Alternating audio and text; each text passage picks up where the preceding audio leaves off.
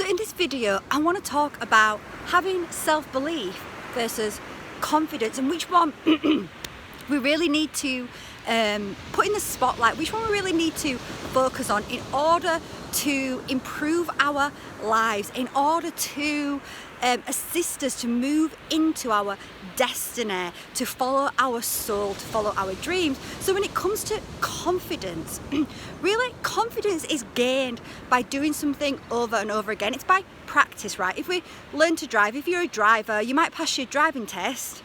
However, you're not going to be a confident driver, or you're unlikely to be a confident driver until you've driven for a little while. If you play an instrument, that's the same, or anything that you do, any skill that we have, we become confident in that skill by doing it over and over again, by practice. However, self-belief is completely different. Self-belief goes to the core of our very being, goes to the core of the things that we will allow ourselves to do, the things that we will allow ourselves to take part in, how we show up in our lives, is really rooted around the belief that we have around the self. If we have really positive beliefs about the self, if we believe that we can basically do anything that we put our mind to, that we are worthy, that we are good enough, and that's a really positive place to be. That's a really positive belief in the self, knowing that the self can do anything that it chooses, can do anything it chooses. That's going to springboard us into following our dreams, following our passions. Now, if we have a belief about the self that we are not enough, that we are not good enough in some way, then it's going to restrict what we do. It's gonna take us to a point where there's a ceiling on how far we go. Now, the paradox with that belief not being good enough, not feeling enough, and what I want to say to start with is, if you feel like that, you are absolutely not alone. I would say that absolutely everybody that is within this reality has that belief on some level. It's just that we hide that belief. We hide it from ourselves. You know, during my sort of mid-20s, actually it was mid-30s, it wasn't until my mid-30s I actually even acknowledged, I could even acknowledge that I believed that truly deep down I didn't believe that I was good enough. I didn't believe that I was smart enough. I couldn't even acknowledge that. It was too painful to acknowledge that to myself. But as soon as I started to acknowledge that was the truth, as soon as that started to become conscious to me, then I could start to change that. I could start to heal that, and I could start to work on dismantling that lie, because that belief not being good enough is a consciousness virus that has been purposely infected into the collective conscious. So it's almost impossible to be in this reality and not believe that, because we are being trained from birth to believe that we are not enough in some way. When we are having to compete, we are being judged, we are being compared to others, and we're not meant to all be the same, but we are being compared to others, whether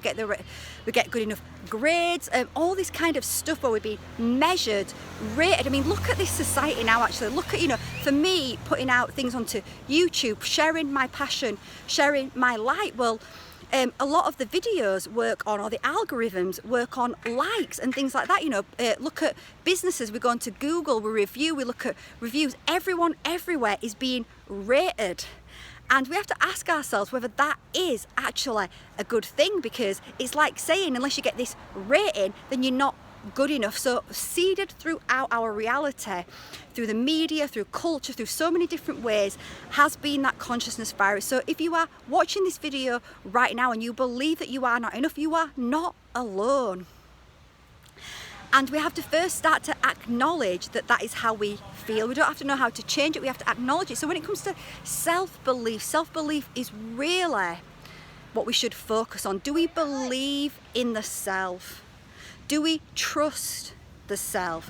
Do we love, care, cherish, respect the self? And again, often we don't have that strong self-belief until we start going on this healing journey, until we start acknowledging that we have these wounds within. So I was actually talking about the paradox, and sorry, I did go a little bit off piece there. So the paradox of that belief not being enough is that at first it actually drives you forward. It creates a tension and expansion, because that belief of not being good enough, which is what we start to believe of ourselves as youngsters, where we're not conscious of this, right? But that belief is very painful to the self.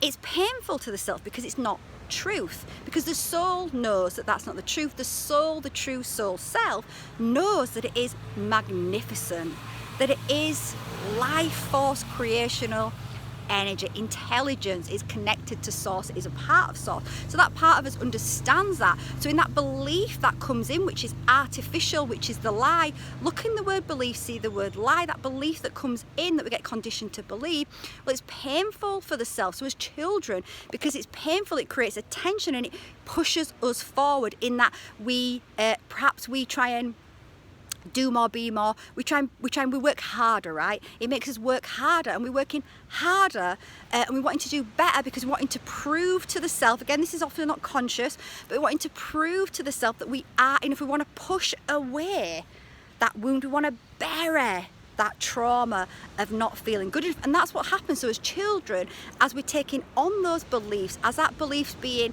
encoded into our body, and we also, not only do we take it on as children, but we are born with it. We bring it in from the lineage, from the line, from our ancestral line. It's so as we have that belief, it creates that tension that pushes us outwards, that makes us start to go outwards on a search, on a journey of proof. But eventually what happens is, like for me in my mid-30s, I started to realise, I started to wake up to the fact that I felt like this, and that belief was making me work myself into exhaustion. Was starting to, it was robbing my energy, my soul. I was looking around my life and thinking, oh my God, I do not want to be working in this corporate job for the next 10 years. This is not fulfilling. It might be outwardly look like it was a good job, but inwardly it wasn't singing in my heart space. And so whilst that paradox of originally it moves you forward, what that does then is it starts you then going back inwards. So that it creates that boomerang energy of going outwards. It's an outward expression, it's a tension that's created through that belief, and then it, like the boomerang, that comes back and it moves you inwards. And then as you go on that inwards journey and you start to acknowledge those wounds, those corruptions, those lies about the self, then we can start to dissolve those lies. We can start to connect to the inner light, because within, underneath all of those artificial programs, all of those consciousness viruses that have told us that we are not enough, that us humans are not enough, that us humans are bad, are wrong, are born in sin. No, that is not truth. That is the lie. As we go back in and we start to turn on the light, reconnect back to the light. What happens when you're in a dark room and you turn on the light? You can see everything that's there. Once you can see what's there, once you can acknowledge what's there, you can decide, what do you want in there? What do you want to move at? What doesn't fit anymore? So as we then go back into the self, we can start to connect to the true worth of the self. We can start to dissolve all the lies, and we can start to build that self-belief. As we connect to the self, as we go inwards and we connect to the light does that work for us. It's not even difficult work, really. It's empowering, it's fun, it's exciting work to start discovering all the lies and seeing truth and starting to dissolve all those lies. So then we go back in and we can start to connect to the true self. When we connect to the true self, when that starts to flood, that light floods into every cell of the body. As that light floods into every cell of the body wakes up, remembers the true self, and you connect to a knowing that you are enough. You connect to a self-belief that is so powerful and strong that nothing can shake you. That you can then start showing up in the world in the way that you came here to show up.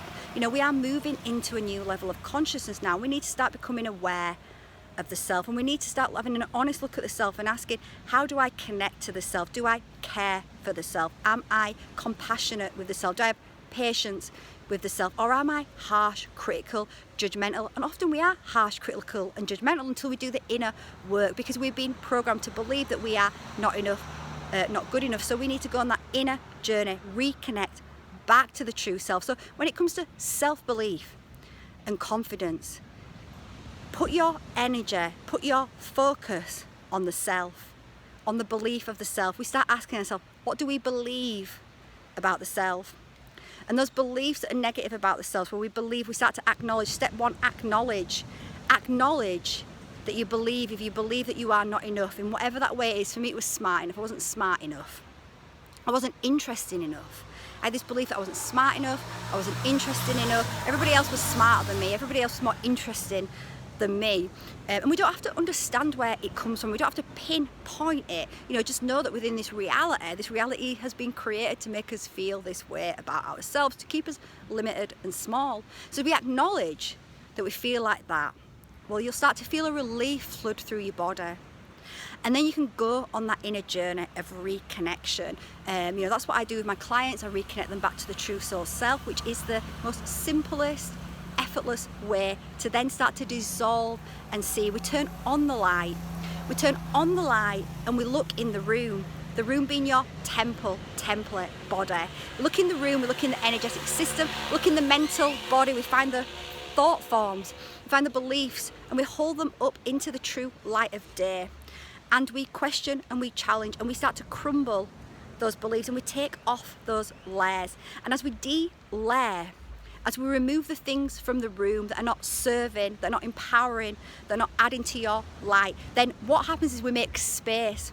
We make space, and when we make space inside the temple, what happens? More light moves in. And as more light moves in, then we automatically move into authenticity. We automatically move into being led, guided to those things that are going to fill us up, light us up. We start to move into our highest expression. So when it comes to beliefs or confidence, I say focus on your beliefs, look at your beliefs and make a commitment to the self to go on that inner journey and to clear out, cleanse, purify, rearrange that temple inside.